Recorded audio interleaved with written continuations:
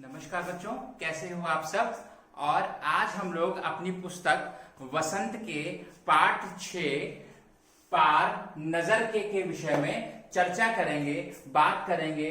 पार नजर के पाठ विष्णु नार्लिकर द्वारा लिखा गया एक विज्ञान से जुड़ी हुई कहानी है, जिसमें कि एक छोटा सा बच्चा है, छोटू। और ये जो छोटू है यह पृथ्वी पर ना रह करके मंगल ग्रह पर रहता है।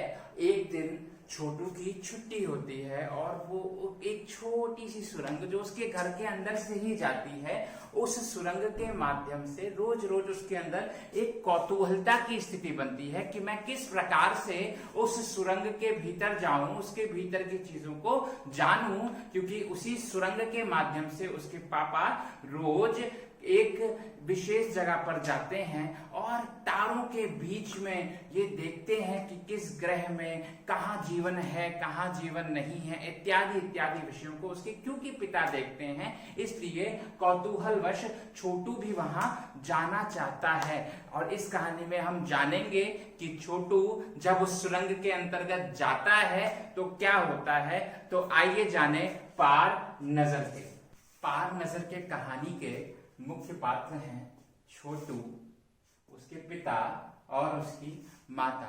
छोटू वास्तव में पृथ्वी पर ना रह करके मंगल ग्रह पर रहता है। और एक दिन छोटू अपने घर में बनी एक गुफा के द्वारा, एक गुफा है जिससे रोज उसके पापा जो हैं उस गुफा से होकर के काम पर जाते हैं।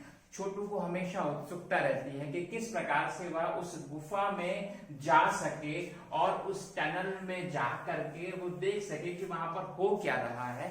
तो एक दिन छोटू जो है वो उस गुफा में चला जाता है।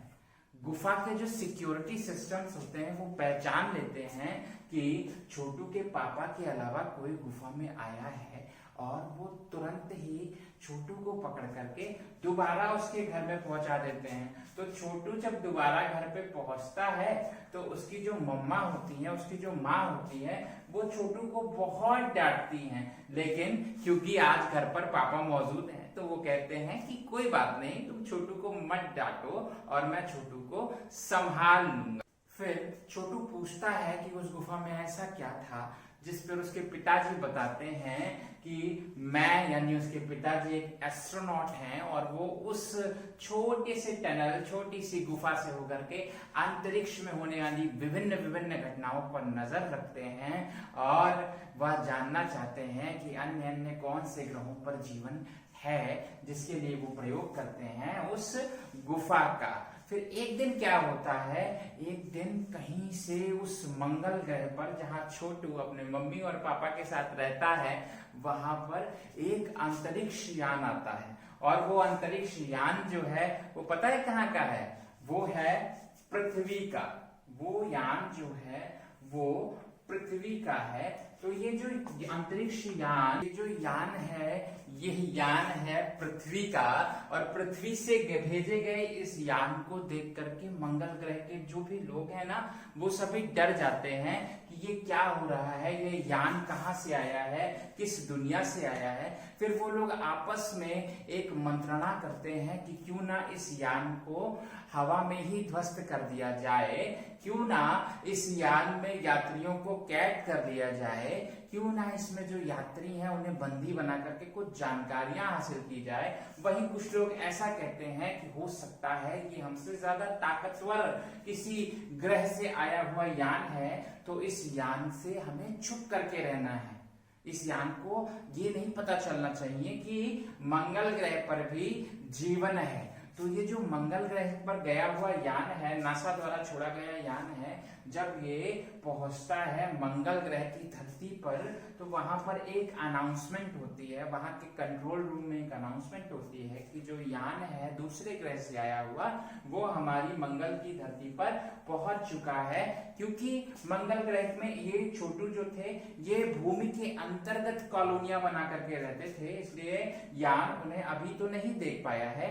और आज की एक खास बात ये रहती है कि छोटू भी इस वक्त उसी कंट्रोल रूम में होता है और उसकी नजर बार बार कंसोल पैनल पर पड़ती है, जिसमें बने लाल बटन को वो बहुत ही ध्यान से देखता है और इसी बीच वो जाकर के इस लाल बटन को दबा देता है। और लाल बटन को दबाते ही इस यान से जो एक हाथ निकल रहा होता है, मशीन का रूप लेकर के, एक जो मशीनी हाथ निकल रहा होता है, उससे होने वाली गतिविधियां रुक जाती हैं और इससे सभी डर जाते हैं। एक आवाज होने लगती है कंट्रोल रूम में और फिर छोटू के पापा देखते हैं कि छोटू ने इस लाल बटन को दबा दिया है, जिस पर उन्हें क्रोध आता है और वो छोटू को आकर के एक थप्पड़ भी मार देते हैं। लेकिन छोटू तो बच्चा है ना, तो उसका कोई दोष खास नहीं रहता उस घटना में। लेकिन ये यान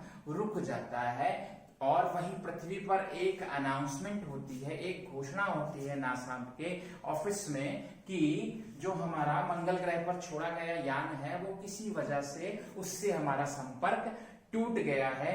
वहीं कुछ दिनों बाद एक दूसरी घोषणा होती है कि वह यान पुनः काम करने लगा है। इस प्रकार छोटू, जो कि मंगल ग्रह का एक व्यक्ति है, एक बच्चा है, उसके पिता और उसकी माता की ये पूरी एक कह सकते हैं विज्ञान पर आधारित कहानी है। इस कहानी को हमने कहीं ना कहीं कौतूहलवश समझा, जाना, परखा। आशा है आपको ये कथा, ये कहानी समझ में आई होगी। यदि किसी प्रकार का कोई संशय है तो आप उन संशयों को मुझसे पूछ सकते हैं और कहानी को और बेहतर तरीके से समझ सकते हैं। धन्यवाद बच्चों।